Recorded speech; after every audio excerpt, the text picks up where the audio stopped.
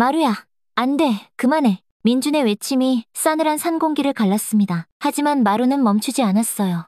아니, 멈출 수가 없었습니다. 파바박 파바박 파바박. 진돗개 마루의 앞발이 미친 듯이 땅을 파헤쳤어요. 흙이 사방으로 튀었고 발톱이 돌에 부딪히는 소리가 날카롭게 울렸습니다. 1년 동안 세상 다 잃은 표정으로 지내던 녀석이 갑자기 어디서 저런 엄청난 힘이 솟아나는 걸까요? 형! 마루가 완전히 미쳤나 봐. 동생 서준이 질겁하며 소리쳤어요. 아버지 일주기 성묘를 위해 온 가족이 당황한 채 서 있었습니다. 마루의 눈에는 무언가 절박한 빛이 돌고 있었어요. 마치 반드시 이걸 파내야만 한다는 듯이요. 입에서는 거친 숨소리가 터져나왔고 온몸이 땀으로 흠뻑 젖어 있었습니다. 마루야, 제발. 민준의 아내 지은이 울먹이며 말했어요. 시아버지의 무덤을 이렇게 파헤치는 마루의 모습이 너무나 충격적이었거든요. 끙끙 낑낑. 마루가 낮은 신음과 함께 더욱 격렬하게 땅을 팠어요. 발톱에서 피가 배어나왔지만 멈추지 않았습니다. 마치 그 밑에 무언가 정말 중요한 것이 있다는 걸 확신하는 것 같았어요. 이상하다. 이건 정말 이상해. 민준이 중얼거렸어요.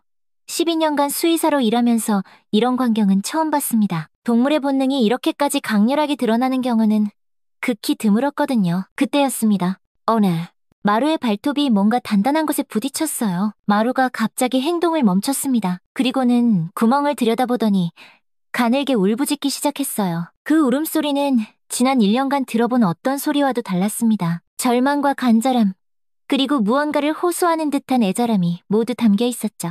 도대체 뭐가 있는 거야? 민준이 떨리는 손으로 마루가 판 구멍을 들여다봤어요. 흙 사이로 하얀색의 무언가가 보였습니다. 설마 그 순간 민준의 등골이 서늘해졌어요.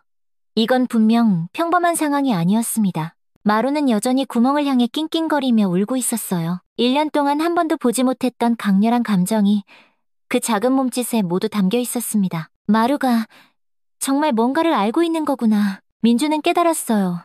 아버지가 늘 하시던 말씀이 떠올랐습니다. 우리 마루는 보통 녀석이 아니야. 아버지, 그리고 아버지 무덤 밑에 숨겨진 그것은 과연 무엇이었을까요? 이 모든 이야기는 1년 전 아버지가 돌아가신 후 마루가 보이기 시작한 이상한 행동에서 시작됩니다. 여보, 마루 저러다가 정말 큰일 나는 거 아니에요? 지은의 떨리는 목소리가 새벽 공기를 갈랐어요. 민주는 진료실 유리창 너머로 마당 한 구석에 웅크린 마루를 바라보며 깊은 한숨을 내쉬었습니다. 6년 전 아버지가 직접 데려온 진돗개였지만 지금의 마루는 완전히 다른 개가 되어버렸어요. 아버지가 돌아가신 후 1년째 아버지가 세상에서 가장 아꼈던 마루는 완전히 다른 개가 되어버렸습니다. 예전엔 그렇게 활발하고 사람을 좋아하던 녀석이었는데 어느 날부턴가 마당 한 구석에 웅크리고 앉아서 하루 종일 멍하니 있기만 했어요. 밥도 제대로 안 먹고 산책을 나가자고 해도 고개만 젓더니 다시 그 자리로 돌아가곤 했습니다. 마치 아버지를 기다리는 것처럼요. 형, 이렇게 계속 둘 수는 없잖아. 동생 서준이 조심스럽게 말을 꺼냈어요. 교사인 동생답게 차분했지만 걱정 가득한 눈빛이었습니다. 민준의 어깨가 무겁게 처졌어요. 동물병원을 운영한 지 12년. 수많은 아픈 동물들을 치료해왔지만 수의사라는 사람이 제 강아지 하나 제대로 돌보지 못하고 있다는 현실이 가슴을 짓눌렀습니다. 시간이 지나면 괜찮아질 거라고 생각했어요. 개들도 사람처럼 슬픔을 느끼지만 또 적응하면서 살아가는 법이니까요. 하지만 1년이 지나도록 마루는 변하지 않았습니다. 오히려 더 심해졌어요. 가끔 마당 한가운데서 하늘을 보고 길게 울부짖곤 했는데 그 소리를 들으면 가슴이 먹먹해졌습니다. 마치 아버지를 부르는 것 같았거든요. 마루야, 밥 먹어야지. 민준이 무릎을 꿇고 마루 앞에 앉았어요. 평소 같으면 꼬리를 살랑살랑 흔들며 달려왔을 텐데 마루는 민준을 힐끗 보더니 다시 고개를 돌려버렸습니다. 그 무관심한 눈빛이 민준의 가슴을 후벼 팠어요. 민준은 지난 1년 동안 마루에게 온갖 검사를 다 해봤습니다. 혈액검사, 엑스레이, 초음파, 심지어 MRI까지. 하지만 결과는 항상 같았어요. 신체적으로는 아무 이상이 없다는 것. 동료 수의사들에게 자문을 구해봐도 돌아오는 답은 뻔했습니다. 스트레스성 우울증 같네요. 시간이 해결해줄 겁니다. 시간이 해결해준다고요? 벌써 1년이 지났는데도 마루는 전혀 나아지지 않았어요. 체중은 3kg이나 줄었고 윤기가 자르르 흐르던 털은 푸석푸석해졌습니다. 예전에는 그렇게 좋아하던 장난감들도 거들떠보지 않았어요. 민준아, 너무 자책하지 마. 서준이 민준의 어깨에 손을 올렸어요. 하지만 민준은 고개를 저었습니다. 수의사로서 자기 개 하나 제대로 돌보지 못한다는 사실이 너무나 부끄러웠어요. 동물병원에 오는 보호자들에게는 자신있게 진단하고 치료 방법을 제시하면서 정작 제 반려견 마루에게는 어찌할 바를 모르고 있었으니까요. 아버지가 살아계실 땐 안 그랬는데 민준이 중얼거렸어요. 아버지와 마루의 관계는 정말 특별했습니다. 아버지가 마당 평상에 나가 앉으면 마루는 항상 옆에 바짝붙어 앉았고 아버지가 산책을 나가면 꼬리를 흔들며 제일 먼저 따라 나섰죠. 밤늦게 진료를 마치고 집에 돌아와도 마루는 아버지 방 앞에서 잠들곤 했습니다. 아버지가 기침만 한 번 해도 마루는 바로 달려가서 걱정스러운 눈빛으로 아버지를 바라봤어요. 아버지가 화분에 물을 주면 마루도 졸졸 따라다니며 꼬리를 흔들었고 아버지가 신문을 읽으면 발밑에 얌전히 엎드려 있곤 했습니다. 아버지가 잠시 외출이라도 하면 마루는 대문 앞에서 꼼짝도 않고 아버지를 기다렸어요. 우리 마루는 보통 녀석이 아니야. 아버지가 자주 하시던 말씀이었어요. 그때는 그냥 마루를 아끼는 마음에서 하시는 말씀인 줄 알았는데 지금 생각해보니 정말 특별한 무언가가 있었던 것 같았습니다. 아버지만 보면 눈빛이 달라지고 아버지의 기분에 따라 마루의 행동도 달라졌으니까요. 여보, 오늘 마루 밥은 먹었어요? 조금요. 그것도 억지로 먹였어요. 지훈의 목소리에 걱정이 가득했어요. 간호사인 지훈은 마루를 돌보는 일에 민준만큼이나 신경을 썼습니다. 특별히 마루가 좋아하던 닭가슴살도 삶아주고 따뜻한 우유도 타주고 심지어 수제 간식까지 만들어줬지만 소용없었어요. 마루는 겨우 몇 입 먹고는 다시 그 자리로 돌아가곤 했습니다. 서준아, 솔직히 말해서 나는 정말 모르겠다. 민준이 깊은 한숨을 쉬었어요. 12년간 수의사로 일하면서 이렇게 속수무책인 적은 처음이었습니다. 의학 교과서를 뒤져보고 해외 논문까지 찾아봤지만 마루 같은 케이스는 찾을 수 없었어요. 아버지가 돌아가시기 6개월 전쯤 미경 이모님이 간병해 주셨잖아. 그때는 마루가 미경 이모님한테도 잘 따랐는데 서준이 말을 꺼냈어요. 그때 생각이 났습니다. 미경 이모님은 정말 헌신적으로 아버지를 돌봐주셨어요. 간호조무사 출신이라 전문적이기도 했고 무엇보다 아버지를 진짜 가족처럼 모셨습니다. 아버지도 미경 이모님을 많이 아끼셨고 신기하게도 마루도 미경 이모님에게만은 유독 온순했어요. 민주는 문득 궁금해졌습니다.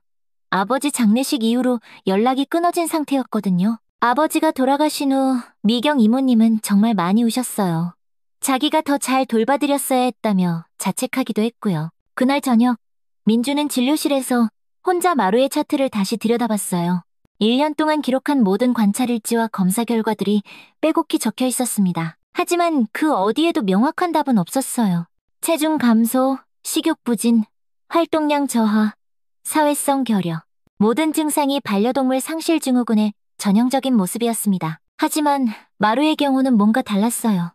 단순히 주인을 그리워하는 것 이상의 무언가가 있는 것 같았습니다. 마치 마루가 무언가 중요한 것을 알고 있는데 그걸 표현할 수 없어서 답답해하는 것 같았달까요? 아버지, 마루가 왜 이러는 걸까요? 민준이 아버지 영정사진 앞에서 중얼거렸어요. 아버지의 온화한 미소가 그를 내려다보고 있었습니다. 그 미소를 보고 있으니 문득 아버지가 마루를 처음 데려오던 날이 생각났어요. 민준아, 이 녀석을 잘 부탁한다. 나중에 꼭 필요한 순간이 올 거야. 그때는 무슨 말씀인지 몰랐는데 지금 생각해보니 예언 같은 말씀이었어요. 아버지는 정말 마루에게 특별한 무언가를 남겨두고 가신 건 아닐까요? 새벽 3시, 민주는 마당으로 나가 마루 옆에 앉았습니다. 마루는 민준을 힐끔 보더니 다시 허공을 바라봤어요. 차가운 밤 공기가 둘을 감쌌습니다. 마루야, 아버지가 그리워? 민준이 조용히 물었어요. 마루의 귀가 살짝 움직였지만 여전히 고개를 돌리지 않았습니다. 민준은 마루의 등을 천천히 쓰다듬었어요. 예전보다 훨씬 마른 등뼈가 손에 잡혔습니다. 나도 그리워. 정말 많이. 민준의 목소리가 떨렸어요. 그때 마루가 처음으로 민준을 바라봤습니다. 그 눈에는 깊은 슬픔과 무언가를 간절히 바라는 듯한 빛이 담겨 있었어요. 뭘 말하고 싶은 거야? 마루야. 하지만 마루는 다시 고개를 돌려버렸습니다. 그리고는 갑자기 하늘을 보고 길게, 아주 길게 울부짖기 시작했어요. 그 울음소리는 평소와 달랐습니다. 더 애절하고 더 간절했어요. 마치 무언가를 간절히 호소하는 것 같았습니다. 민주는 그 순간 깨달았어요. 자신이 수의사로서의 지식에만 의존하고 있었다는 것을요. 정작 마루의 마음은 들여다보려 하지 않았다는 것을요. 아버지가 마루는 특별한 개라고 하셨던 그 말의 진짜 의미를 이제야 알 것 같았습니다. 마루에게는 분명 사람이 이해할 수 없는 특별한 능력이 있었어요. 그리고 그 능력이 지금 마루를 괴롭히고 있는 것 같았습니다. 민주는 그날 밤 결심했어요. 수의사로서의 접근 방법을 바꿔야겠다고. 과학적 진단보다는 마루의 마음을 먼저 이해해보겠다고요. 그리고 며칠 후 아버지 일주기 성묘를 앞두고 지은이 제안했습니다. 그때 민주는 알지 못했습니다. 그 성묘가 모든 것을 바꿀 운명의 날이 될 줄은요. 마루야, 차에 타자. 민준이 마루를 부르는 순간이었어요. 그때까지 1년 동안 무기력하게 지내던 마루가 갑자기 귀를 쫑긋 세웠습니다. 아버지 일주기 성묘를 가는 날이었거든요. 마루가 반응하네? 지은이 놀란 표정으로 말했어요. 평소 같으면 관심도 안 보였을 텐데. 그날따라 마루는 꼬리를 살짝 흔들며 차 쪽으로 다가왔습니다. 어머, 마루가 나오네. 서준도 신기해했어요. 정말 오랜만에 보는 마루의 적극적인 모습이었거든요. 1년 동안 마당 한 구석에서 멍하니 있기만 하던 녀석이 이렇게 반응을 보이다니요. 아버지가 보고 싶은가 보네. 민준이 마루의 머리를 쓰다듬으며 말했어요. 마루는 평소와 달리 민준의 손길을 피하지 않았습니다. 오히려 꼬리를 살랑살랑 흔들며 차문 앞에서 기다리고 있었어요. 그래, 한번 데려가자.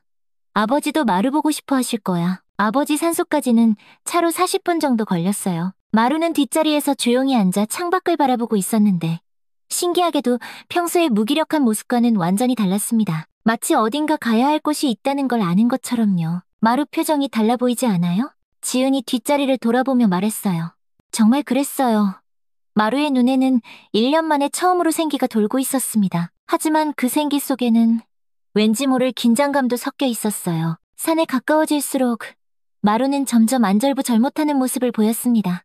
앉았다 일어섰다를 반복하며 창밖을 뚫어져라 바라봤어요. 마치 무언가를 찾고 있는 것 같았습니다. 왜 저러지? 민준이 백미러로 마루를 바라보며 중얼거렸어요.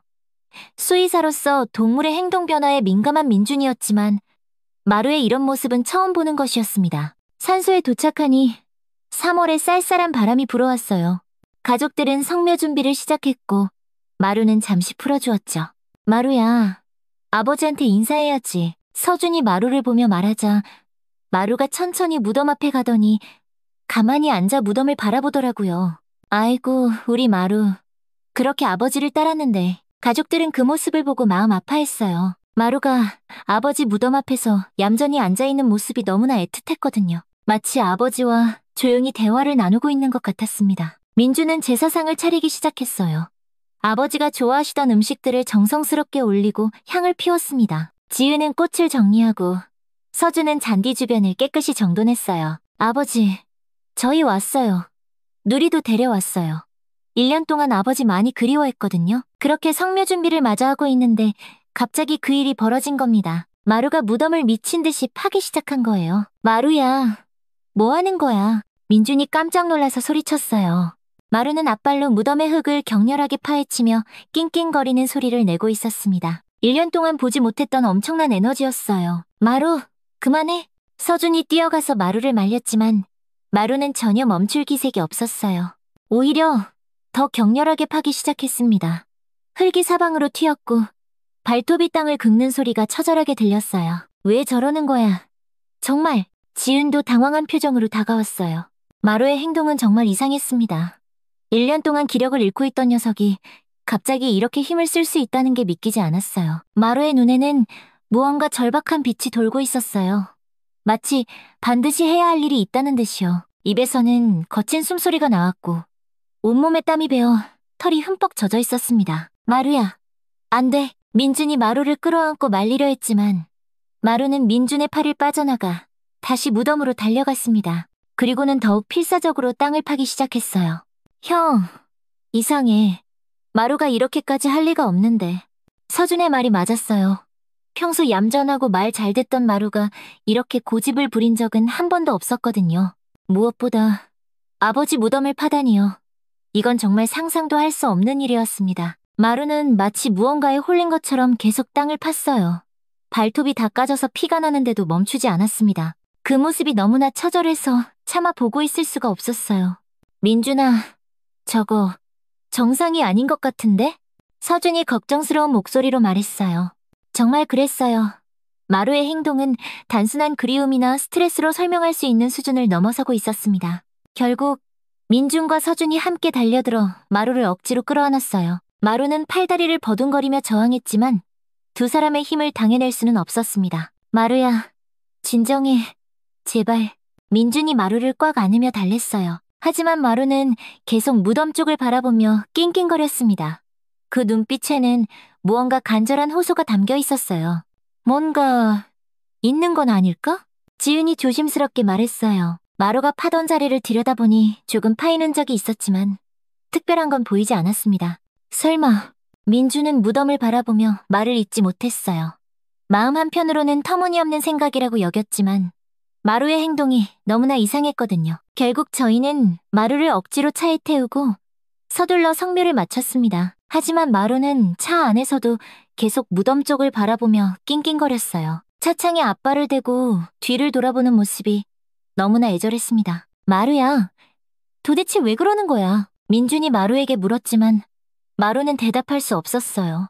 다만 그 눈에는 무언가를 호소하는 듯한 빛만이 가득했습니다. 집에 도착해서도 마루의 이상 행동은 계속됐습니다. 마당을 빙글빙글 돌면서 헤매더니 갑자기 하늘을 보고 길게 울부짖었어요. 그 울음소리는 평소와는 차원이 달랐습니다.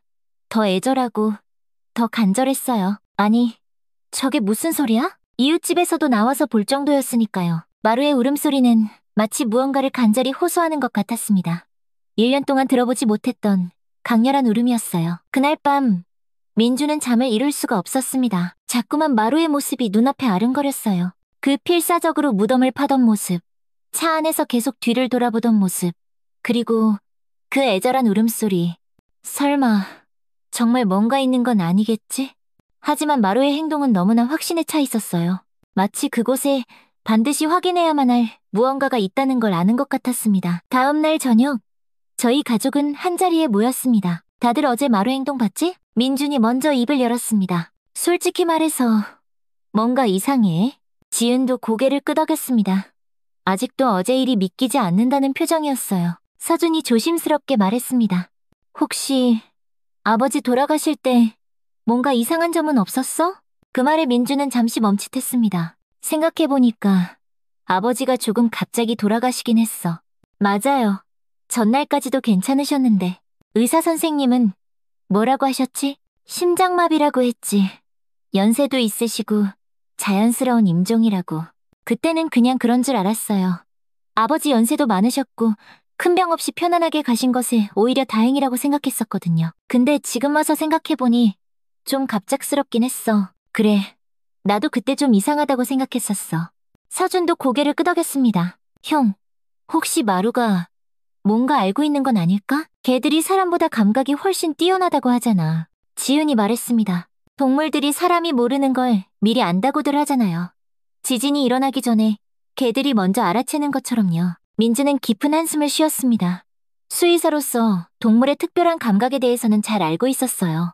하지만 마루의 행동은 그런 일반적인 범주를 넘어서는 것 같았습니다. 솔직히 말해서 나는 확인해보고 싶어. 민준이 조심스럽게 말을 꺼냈어요. 파묘를 해보는 건 어때? 그 말이 나오는 순간 식탁 위에는 무거운 정적이 흘렀습니다. 가족들 사이에서도 의견이 갈릴 수 있는 아주 민감한 문제였습니다. 형, 그럴 필요까지 있을까? 서준이 조심스럽게 물었습니다. 마루의 행동이 수상하긴 했지만 파묘까지 하는 건 너무 큰일 아닌가? 나도 처음엔 그렇게 생각했어.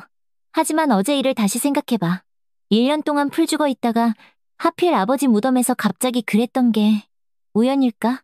민준의 목소리에 확신이 담겨 있었어요. 다른 게도 아니고 마루야. 마루가 얼마나 똑똑한데. 그리고 아버지랑 얼마나 특별한 관계였는지 너도 알잖아. 서준이 깊은 한숨을 쉬었습니다. 형, 그럼 정말 파묘를 하자는 거야? 마루가 계속 저러면 우리도 마음이 편치 않을 거야. 평생 이렇게 찝찝하게 살아갈 수는 없잖아. 차라리 한번 확인해보자. 별일 없으면 다시 잘 모셔두면 되지. 서준도 결국 고개를 끄덕였습니다. 그래, 생각해보니까 형 말이 맞는 것 같아. 아버지께는 죄송하지만 한번 해보자. 어쩌면 이게 아버지를 위한 일일지도 몰라. 그렇게 해서 저희는 파묘를 결정했습니다. 쉬운 결정은 아니었지만 마루의 이상한 행동을 그냥 넘길 수는 없었어요. 무엇보다 마루가 그렇게 필사적으로 파헤치려 했던 이유가 분명히 있을 것 같았거든요. 정말 파묘를 하시는 겁니까? 장의업체 직원의 조심스러운 물음에 민주는 깊은 한숨을 쉬었어요. 파묘 당일, 이른 아침부터 산에는 짙은 안개가 깔려 있었습니다. 3월 중순이었지만 산위는 여전히 쌀쌀했고 바람 한 점 없이 고요했어요. 네, 부탁드립니다. 민준의 목소리가 가늘게 떨렸어요. 아버지를 다시 파내야 한다는 것만으로도 가슴이 미어졌거든요. 하지만 마루의 그 필사적인 모습을 잊을 수가 없었습니다. 저와 지은, 그리고 서준이 함께 산소로 향했습니다. 산소에 도착하자 장의업체 직원들이 이미 와 있었어요. 삽과 각종 도구들을 준비해두고 저희를 기다리고 있었습니다. 안녕하세요. 파묘 신청하신 박민준 씨 맞으시죠? 네, 맞습니다. 네, 그럼 시작하겠습니다. 장의업체 직원들이 조심스럽게 봉분의 흙을 걷어내기 시작했습니다. 한 삽 한 삽 흙이 떠질 때마다 민준의 심장이 쿵쿵 울렸어요. 정말 뭔가 나올까? 아니면 그냥 우리의 착각일까? 민준아, 괜찮아? 서준이 창백해진 민준의 얼굴을 보며 걱정스럽게 물었어요. 민준은 고개를 끄덕였지만 손은 계속 떨리고 있었습니다. 마루가 그렇게까지 했으니까 분명 뭔가 있을 거예요. 지은이 민준의 손을 꽉 잡으며 말했어요. 하지만 지은의 손도 차갑게 식어 있었습니다. 그런데 무덤을 파기 시작한 지 얼마 지나지 않아 장의업체 직원들이 무언가를 발견하고 멈칫했어요.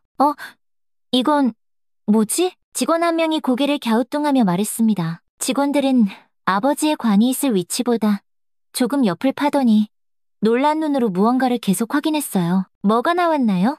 무슨 일 있어요? 민준이 다가가서 물었습니다. 가슴이 쿵쾅거렸어요. 정말 마루가 맞았던 걸까요? 여기 유골함이 하나 있는데요. 네? 뭐라고요?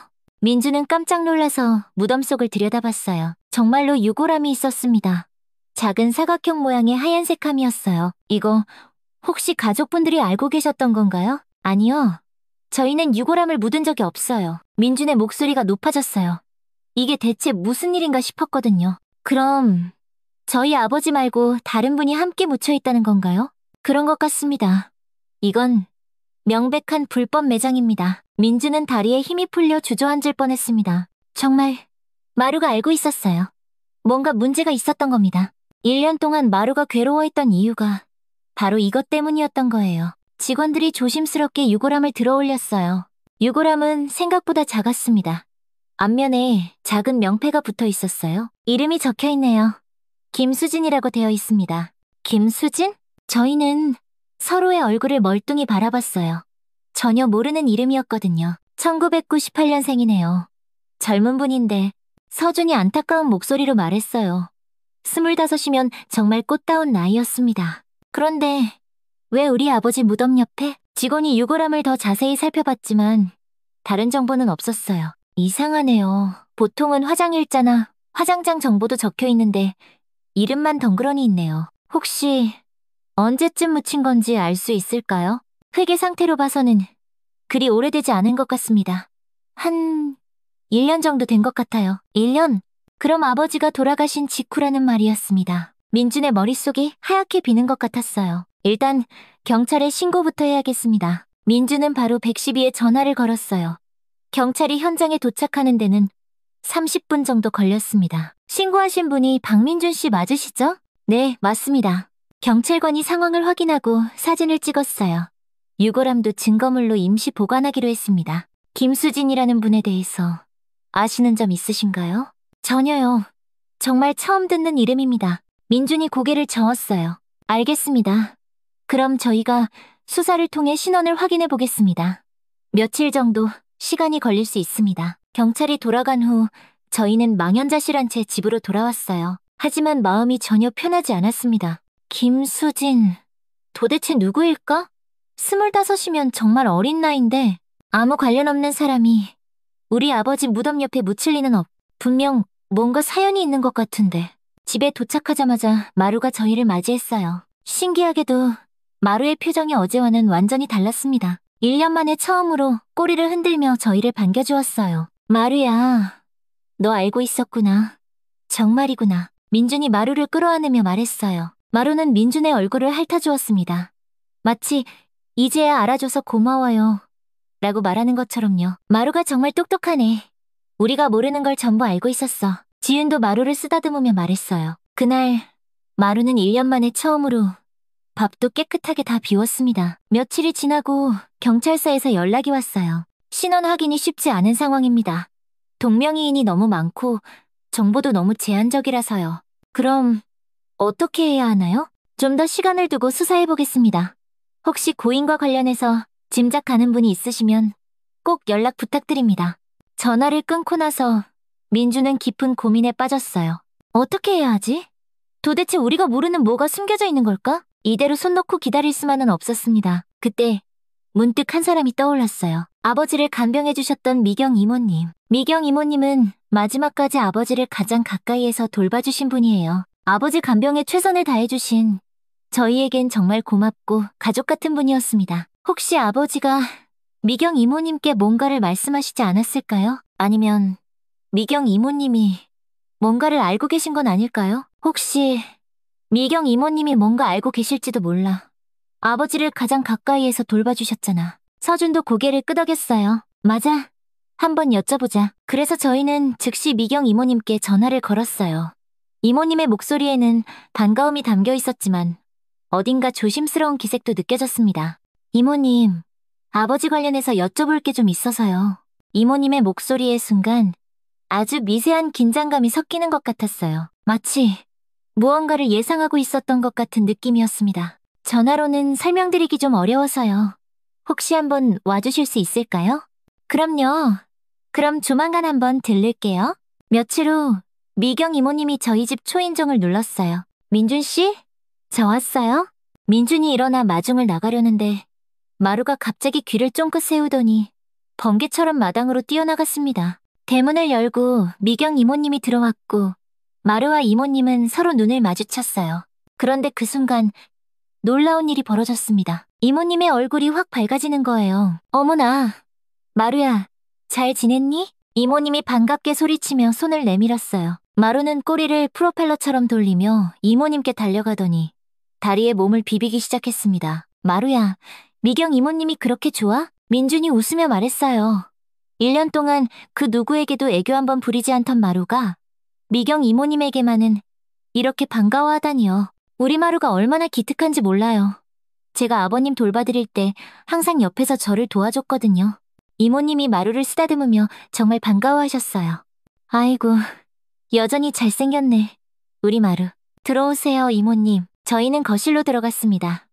이모님은 평소와 다름없이 편안한 모습이었어요. 서준과 지은과도 반갑게 인사를 나누었습니다. 그런데 무슨 일이세요?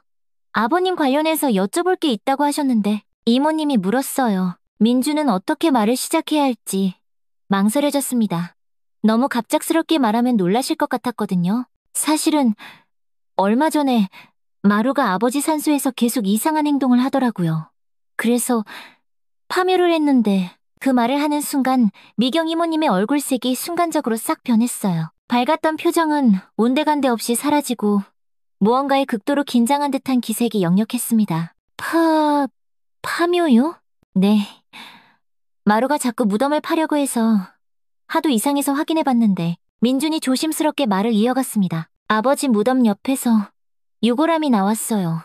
김수진이라는 그 순간이었습니다. 미경 이모님이 갑자기 쿵 소리를 내며 바닥에 무릎을 꿇고 앉으셨어요. 미경 이모님! 민준이 깜짝 놀라서 일어났습니다. 이모님이 갑자기 바닥에 무릎을 꿇고 주저앉으신 거예요. 왜 그러세요? 어디 아프세요? 하지만 이모님은 고개를 푹 숙인 채 떨리는 목소리로 말씀하셨습니다. 정말 죄송합니다. 네? 이모님의 눈에서 눈물이 주룩주룩 흘러내리기 시작했어요. 제가 다 잘못했어요. 이모님, 무슨 말씀이세요? 일단 일어나세요. 민준이 이모님을 부축해서 일으켜 세우려 했지만 이모님은 계속 바닥에 주저앉아 계셨어요. 안 돼요. 저는 죄인이에요. 이모님, 제발 침착하시고 무슨 일인지 천천히 말씀해주세요. 옆에 있던 서준과 지은도 완전히 얼어붙은 표정으로 이모님을 바라보고 있었어요. 이모님은 한참을 흐느끼시다가 고개를 들어 저희를 바라봤어요. 그 눈에는 깊은 후회와 절망이 가득했습니다. 그거 제가 묻은 거예요. 네? 뭐라고요? 김수진, 제 딸이에요. 제가 묻었어요. 이모님이 다시 고개를 숙이며 오열하기 시작했어요. 민주는 잠시 말을 잃었습니다. 왜 그런 일을? 민준이 조심스럽게 물었습니다. 이유가 있으셨겠죠? 이모님이 아무 이유 없이 그러실 분이 아니라는 거 알아요. 괜찮으니까 진정하시고 천천히 얘기해보세요. 이모님은 한참을 우시다가 떨리는 목소리로 대답했습니다. 김수진은 제 딸이에요. 그 순간 거실에는 숨막히는 정적이 흘렀습니다. 미경 이모님에게 딸이 있었다는 것조차 저희는 처음 듣는 이야기였어요. 수진이는 태어날 때부터 심장에 구멍이 있어서 어릴 때부터 수술을 받으며 살아왔어요. 이모님의 목소리가 더욱 가늘게 떨렸어요. 7살 때 첫 수술, 12살 때 두 번째 수술, 고등학교 2학년 때 세 번째 수술. 수진이의 어린 시절은 거의 병원에서 보냈다고 해도 과언이 아니었어요. 민주는 가슴이 먹먹해졌어요. 수의사로서 아픈 동물들을 많이 봤지만 어린아이가 그렇게 힘든 시간을 보냈다는 이야기는 들을 때마다 마음이 아팠거든요. 수진이 아빠는 애가 13살 때 교통사고로 세상을 떠났어요. 그때부터 저는 혼자서 아픈 딸을 키워야 했습니다. 이모님의 눈물이 뺨을 타고 흘러내렸어요. 남편이 남겨놓은 보험금과 살던 집까지 팔아가며 수진이 병원비를 댔어요. 그럼에도 병원비가 턱없이 부족해서 간병일, 청소일, 닥치는 대로 일했습니다. 그럼 이모님이 우리 아버지 간병하실 때도 네, 그때도 수진이는 병원에 있었어요. 수진이는 참 착한 아이였어요.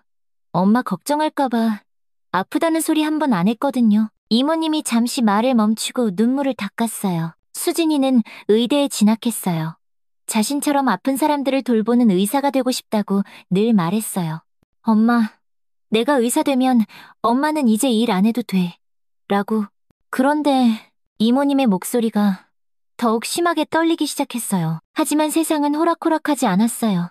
졸업을 코앞에 두고 있던 어느 날 수진이가 쓰러진 겁니다. 어머나, 지은이 저도 모르게 손으로 입을 막았어요. 응급실로 달려갔을 때 의사는 심장 상태가 급격히 나빠졌다고 했어요. 즉시 대수술이 필요하지만 성공 확률은 30%도 안 된다고 했습니다. 이모님의 목소리가 점점 작아졌어요. 그리고 수술비는 5천만 원이었어요. 5천만 원이요? 서준이 놀란 목소리로 되물었어요. 저는 망설일 시간도 없었어요. 돈이 없어도 좋으니 일단 수술부터 받게 해달라고 의사에게 매달렸습니다. 선생님, 제발 우리 딸 좀 살려주세요. 돈은 제가 어떻게든 마련할게요. 라고요. 이모님이 흐느끼기 시작했어요. 하지만 병원에서는 수술비 선납을 요구했어요. 이미 밀려있던 병원비까지 합쳐서 총 7천만 원을 먼저 내야 한다는 거였습니다. 7천만 원. 민준이 중얼거렸어요. 그 큰 돈을 어떻게... 저는 그 길로 사채업자를 찾아갔어요. 이자가 살인적이었지만 딸의 생명 앞에서는 그런 것도 보이지 않았습니다. 집에 있던 모든 것을 담보로 잡히고 손에 피가 나도록 도장을 찍었어요. 이모님의 거친 손을 보니 정말로 상처 자국들이 남아있었어요. 수술은 18시간 동안 계속됐어요. 18시간 동안 병원 복도에서 무릎을 꿇고 기도만 했습니다. 제발, 제발, 내 딸만은 살려달라고요. 제 목숨을 가져가도 좋으니 우리 딸만은 살려달라고요? 이모님의 목소리에 절망이 가득했어요. 물 한 모금 마시지 않고 화장실도 가지 않고 그냥 계속 기도만 했어요. 수술 결과는 어떠셨어요? 지은이 조심스럽게 물었어요. 수술은 성공했습니다. 하지만 수진이는 의식을 찾지 못했어요. 혼수 상태입니다. 언제 깨어날지는 알 수 없습니다. 의사의 그 말에 제 세상이 무너져 내리는 것 같았어요. 딸의 목숨은 건졌지만 식물인간이 되어 병원 침대에 누워만 있게 됐습니다. 그때부터 저의 진짜 지옥이 시작됐어요.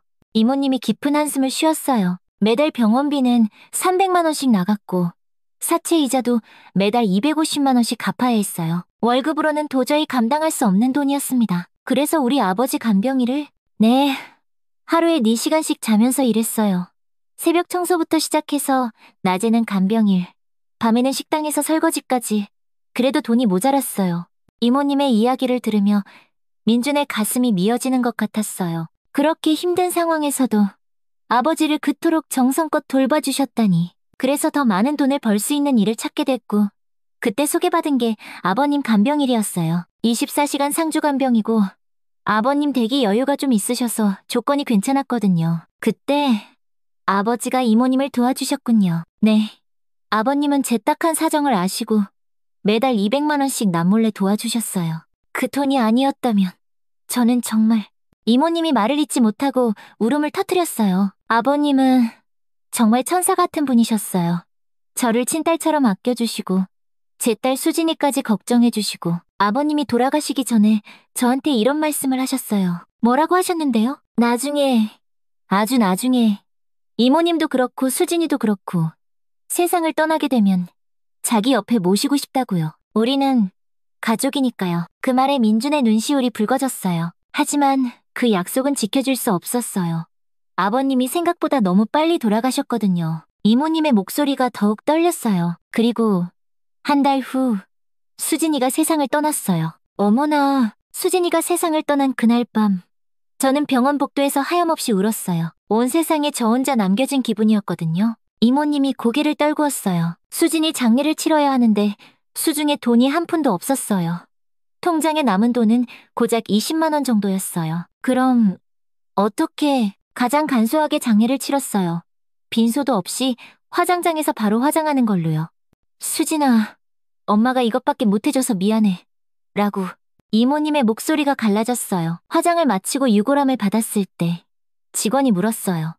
유골은 어떻게 하실 거냐고. 봉안당 비용을 물어보니 가장 저렴한 곳도 최소 300만 원이었어요. 그런 돈이 저한테 어디 있겠어요? 그때 이모님의 눈에서 더 많은 눈물이 흘러내렸습니다. 집조차도 안전하지 않았어요. 사채업자들은 계속 전화를 걸어왔고 집 월세도 여러 달 밀린 상태였어요. 당장 길바닥에 나앉게 생긴 거죠. 그때 아버지 말씀이 생각나기 시작했어요. 네. 처음에는 아무리 그래도 그건 아니지라고 생각했어요. 아무리 아버님이 그렇게 말씀하셨다 해도 피 한 방울 안 섞인 남인데 여러분한테 연락하기에도 너무 염치가 없었고요. 이모님이 고개를 저었어요. 하지만 며칠이 지나도 방법이 없었어요. 수진이 유골함을 들고 길거리를 헤매게 생긴 거죠. 그래서 결국 저는 저 자신을 설득하기 시작했어요. 아버님이 우리를 가족이라고 하셨으니까 괜찮을 거라고요. 이모님이 떨리는 목소리로 말을 이어갔어요. 그날 밤 저는 수진이의 유골함을 품에 안고 산으로 향했어요. 아무도 없는 새벽 시간. 손전등 하나만 들고 산을 올랐어요. 민주는 그 상황을 상상하니 가슴이 아파 숨을 쉴 수가 없었습니다. 아버님 무덤에 도착했을 때 저는 한참을 그냥 서 있었어요. 아버님, 저 왔어요. 죄송해요. 이렇게밖에 할 수가 없네요. 목소리가 덜덜 떨렸어요. 정말 이래도 되는 건지 확신이 서지 않았거든요. 이모님의 눈에서 눈물이 폭포수처럼 쏟아졌습니다. 수진이가 갈 곳이 없어요. 엄마가 못나서 능력이 없어서. 그렇게 저는 아버님 무덤 옆에 작은 구덩이를 팠어요. 유골함을 조심스럽게 묶고 다시 흙을 덮었습니다. 수진아, 엄마가 제대로 못해줘서 미안해. 엄마가 나중에 꼭 다시 찾으러 올게. 꼭 좋은 곳에 옮겨줄게. 아버님, 정말 죄송합니다. 그렇게 수진이는 아버님 옆에 묻히게 된 것입니다. 이모님의 마지막 말이 끝나고 거실에는 깊은 정적이 흘렀습니다. 민주는 아무 말도 할 수가 없었어요.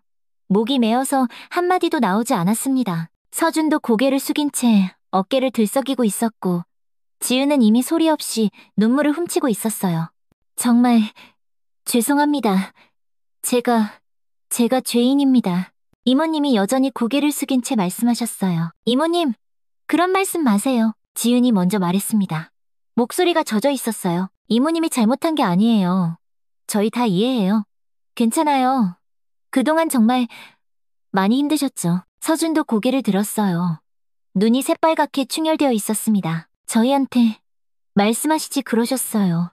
혼자 그렇게 고생하시고. 그때 조용히 있던 마루가 스르르 일어나더니 이모님 앞으로 다가갔어요. 그리고는 이모님의 무릎에 자신의 머리를 가만히 올려놓았습니다. 마루야. 마루는 이모님의 손을 부드럽게 핥아주었어요. 이모님, 민준이 조심스럽게 말했어요. 아버지 말씀이 맞아요. 우리는 가족이에요. 수진이도. 우리 조카나 마찬가지예요. 그 말에 이모님의 눈에서 참았던 눈물이 다시 주룩주룩 흘러내렸어요. 제가 이렇게까지 했는데 정말 괜찮으세요? 괜찮은 게 아니라 오히려 당연한 거예요. 지은이 말했습니다. 이모님이 우리 아버님을 그렇게까지 돌봐주셨는데 서준이 덧붙였어요. 저희는 정말 괜찮으니까요. 아버지 무덤 옆에 그대로 수진이를 두세요. 그럼 수진이도 외롭지 않을 거고 아버지가 옆에서 잘 돌봐주실 거예요. 그 말에 이모님은 아이처럼 더 큰 소리로 울기 시작했어요. 감사합니다. 정말 감사합니다. 저희도 모두 울었습니다. 그 감동적인 순간에 눈물을 참을 수 있는 사람은 아무도 없었습니다. 수진이를 아버지 곁에 정식으로 모셔드리는 게 어떨까요? 며칠 후 민준이 가족회의에서 말을 꺼냈어요. 미경 이모님의 진실을 들은 후 저희 가족은 많은 대화를 나눴습니다. 그리고 모두 같은 마음이었어요. 그래, 그렇게 하자. 서준이 고개를 끄덕였어요. 아버지도 그걸 원하셨을 거야. 그리고 수진이도 이제는 제대로 된 안식처가 필요해. 지은도 동의했어요. 이모님께 말씀드려볼까요? 정식으로 수진이를 모시는 날을 정해서요. 그래서 저희는 미경 이모님께 전화를 걸었어요. 이모님, 수진이를 아버지 곁에 정식으로 모시는 날을 정하면 어떨까요?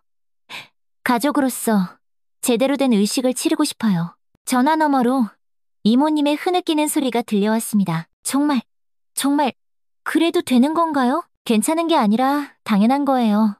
우리 가족이니까요. 며칠 후 수진이를 아버지 곁에 정식으로 안치하는 날이 왔습니다. 그날 아침 이모님은 일찍부터 오셨어요. 검은 한복을 곱게 차려입고 손에는 하얀 국화꽃 한 다발을 들고 계셨습니다. 수진아, 미안해. 엄마가 미안해. 이모님이 꽃을 바라보며 조용히 말씀하셨어요. 그 목소리에는 1년간 묵혀두었던 죄책감과 그리움이 모두 담겨 있었습니다. 마루도 그날 아침부터 달랐어요. 평소보다 더 차분하고 어딘가 경건한 모습이었습니다. 마치 오늘이 아주 특별한 날이라는 걸 아는 것 같았어요. 마루야, 오늘 수진이 누나 제대로 모셔드리는 날이야. 민준이 마루에게 말하자 마루는 꼬리를 살짝 흔들어 보였어요. 그 눈빛에는 1년 만에 찾은 평안함이 담겨 있었습니다. 산소에 도착했을 때 민준의 가슴이 뭉클해졌어요. 1년 전 마루가 그렇게 필사적으로 파헤치던 바로 그 자리에 다시 서 있으니 감회가 새로웠습니다. 마루가 정말 다 알고 있었구나. 서준이 마루를 바라보며 말했어요. 마루는 특별한 개니까. 민준이 대답했어요. 아버지가 늘 하시던 그 말씀이 이제야 비로소 완전히 이해됐습니다. 이모님은 한참 동안 아버지 무덤을 바라보셨어요. 아버님, 감사합니다. 좋은 가족을 만나게 해주셔서, 제 인생을 살려주셔서. 이모님의 목소리가 떨리고 있었어요. 민준도 무덤 앞에 서서 묵념했습니다. 아버지, 이제 걱정하지 마세요. 미경 이모님은 저희가 잘 모실게요. 수진이도 저희 딸, 저희 조카로 여기고 잘 돌볼게요. 수진이의 무덤은 저희가 직접 만들어주기로 했습니다. 이모님은 작은 삽을 들고 계셨고 저희도 각자 도구를 준비했어요. 아버지 무덤 바로 옆에 작은 구덩이를 다시 파기 시작했습니다. 저희는 돌아가면서 땅을 팠어요. 30분 정도 지나자 적당한 깊이의 구덩이가 완성됐습니다. 1년 전 이모님이 혼자서 몰래 파던 그 자리보다 조금 더 정성스럽게 만들어졌습니다. 수진아, 할아버지께 감사 인사드려야지. 이모님이 유골함을 아버지 무덤 쪽으로 향하게 하며 말씀하셨어요. 그 다음에 조심스럽게 유골함을 구덩이에 안치했습니다. 이모님의 눈에서 눈물이 흘러내렸지만 이번에는 슬픔보다는 안도의 눈물이었습니다. 1년 동안 가슴을 짓누르던 무거운 짐을 드디어 내려놓는 기분이었을 거예요. 저희는 다시 흙을 덮기 시작했어요. 정성스럽게 그리고 조심스럽게 덮었습니다. 흙을 다 덮고 나서 저희는 주변을 깨끗하게 정리했어요. 아버지 무덤과 자연스럽게 이어지도록 봉분도 조금 다듬었습니다. 이모님은 새로 만든 수진이의 자리에 가져온 국화꽃을 한 송이 한 송이 올려놓으셨어요. 수진아, 엄마가 자주 올게. 할아버지랑 잘 지내고 있어. 마지막으로 저희는 모두 함께 절을 올렸습니다. 아버지와 수진이에게 드리는 마음 깊은 인사였습니다. 집으로 돌아오는 길, 이모님은 계속 감사하다고 말씀하셨어요. 정말 고마워요. 제가 어떻게 이 은혜를 다... 이모님, 그런 말씀 마세요. 우리 가족이니까 당연한 거예요. 마루는 차 안에서 정말 평안해 보였어요. 1년 동안 품고 있던 무거운 비밀이 해결되어서인지 표정도 훨씬 밝아졌습니다. 마루야, 이제 마음 편하지? 민준이 마루의 머리를 쓰다듬으며 물었어요. 마루는 민준의 손을 살짝 핥아주었습니다. 정말 오랜만에 보는 평온한 모습이었습니다. 그날 저녁 저희는 중요한 결정을 내렸습니다. 이모님, 혹시 시간 되시면 저희 집에 좀 와주실 수 있어요? 아버지 일기장을 찾았는데 이모님이 보셔야 할 것 같아서요. 며칠 후 이모님이 오셨어요. 민준이 아버지의 낡은 일기장을 꺼내 보여드렸습니다. 이거 아버지가 돌아가시기 전에 직접 쓰신 일기예요. 일기장을 펼쳐보니 아버지의 손글씨로 여러 이야기가 빼곡히 적혀 있었어요. 일기의 많은 내용은 미경 이모님에 대한 감사와 따님인 수진이에 대한 안타까움이었습니다. 모두 이모님이 했던 말 그대로였어요. 아버지는 정말 이모님을 가족처럼 아끼셨고 진심으로 고마워하셨습니다. 그런데 저희가 전혀 알지 못했던 내용이 일기 마지막 부분에 있었습니다. 11월 5일. 이제 나에게 남은 시간이 얼마 없는 것 같... 내가 떠나면 미경 씨는 어떻게 살아갈까 걱정이다. 내 재산이라도 일부 넘겨준다면 좋으련만. 그건 내 자식들에게 도리가 아닌 것 같아 차마 말을 꺼낼 수가 없다. 고민이 많은 밤이다. 그리고 며칠 뒤 아버지는 세상을 떠나셨습니다. 이모님, 저희도 결정했습니다. 민준이 말했습니다. 저희가 아버지의 뜻을 이을게요. 아버지가 이모님께도 재산을 나눠주고 싶어 하셨잖아요. 안 돼요. 그건 정말 안 돼요. 이모님이 깜짝 놀라며 손사래를 쳤어요. 이미 너무 큰 은혜를 받았는데 어떻게 재산까지... 이모님, 이것도 아버지의 뜻이에요. 저희가 무시할 수 없어요. 아버지의 마지막 유언이나 다름없습니다. 서준이 일기장을 들어보이며 말했어요. 이모님이 거절하시면 오히려 아버지가 하늘에서 서운해하실 거예요. 이모님은 정말 저희보다도 아버지를 더 잘 돌봐주셨어요. 그런 이모님 덕분에 저희도 늘 든든했고요. 그리고 아버지뿐만 아니라 저희도 이모님을 가족처럼 생각해요. 그런 이모님이 이렇게 힘드신데 저희가 돕는 게 당연하죠. 결국 이모님은 저희의 강력한 권유에 못 이겨 유산을 받기로 하셨습니다. 물론 재산의 일부였지만 이모님이 앞으로 숨통을 트고 사실 수 있을 정도의 금액이었습니다. 정말 감사해요. 제가 어떻게 이 은혜를... 이모님은 그 자리에서 한참을 울며 고마워하셨어요. 그로부터 몇 주가 지났습니다. 이모님은 아버지의 유산 일부를 받으신 후 사채빚도 모두 갚으시고 작은 아파트도 하나 마련하셨습니다. 하지만 무엇보다 달라진 건 이모님의 표정이었어요. 그늘졌던 얼굴에 이제서야 편안한 미소가 피어났습니다. 정말 꿈만 같아요. 이모님이 저희 집에 놀러 오셔서 말씀하셨어요. 이런 날이 올 줄 누가 알았겠어요? 그리고 저희는 또 하나의 제안을 했습니다. 이모님, 혹시 마루와 함께 지내실 생각 없으세요? 네, 마루요? 이모님이 깜짝 놀라셨어요. 저희가 워낙 바빠서 마루가 낮에 혼자 있는 시간이 많거든요. 그리고 이모님도 혼자 계시고 마루도 이모님을 정말 좋아하잖아요. 서로에게 정말 좋을 것 같아서요. 이모님은 마루를 바라보셨어요.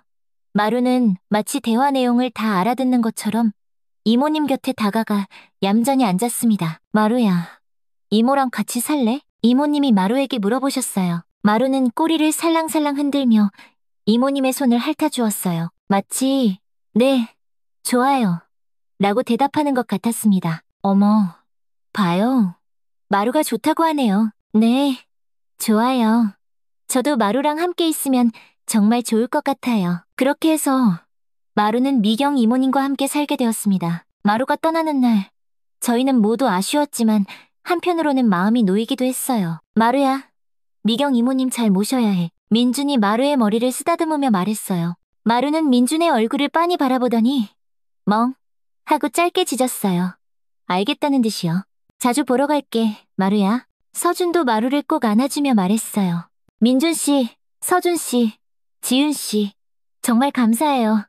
이제 저도 진짜 가족이 생긴 것 같네요. 그날 이후 미경 이모님과 마루는 정말 행복하게 지냈어요. 일주일에 한 번씩은 저희가 이모님 댁에 놀러 가곤 했는데 갈 때마다 정말 행복해 보였습니다. 어머, 마루야, 산책 가자. 이모님이 말씀하시면 마루는 신이 나서 꼬리를 흔들며 현관문 앞으로 달려갔어요. 마루가 정말 건강해졌네요. 민준이 말했어요. 마루의 털에도 다시 윤기가 흘렀고 표정도 훨씬 밝아졌어요. 저도 마루 덕분에 매일이 즐거워요. 아침에 일어나면 마루가 반겨주고 저녁에도 함께 있어주니 정말 하나도 외롭지 않아요. 산책도 매일 하게 되니까 저도 덩달아 건강해지는 것 같고요. 마루야, 미경 이모님이 좋아? 지은이 마루에게 물어봤어요. 마루는 꼬리를 흔들며 이모님을 올려다봤어요.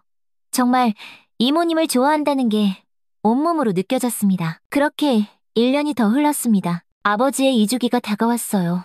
그동안 저희 가족에게는 정말 많은 일들이 있었습니다. 미경 이모님은 이제 완전히 저희 가족의 일원이 되셨고, 마루는 이모님과 함께 더할 나위 없이 행복하게 지내고 있었습니다. 이주기 성묘 전날 밤, 저희는 모두 이모님 댁에 모였어요. 내일이 아버지 이주기네요. 민준이 말했습니다. 벌써 2년이나 지났다니 정말 시간이 빠르네요. 그러게요.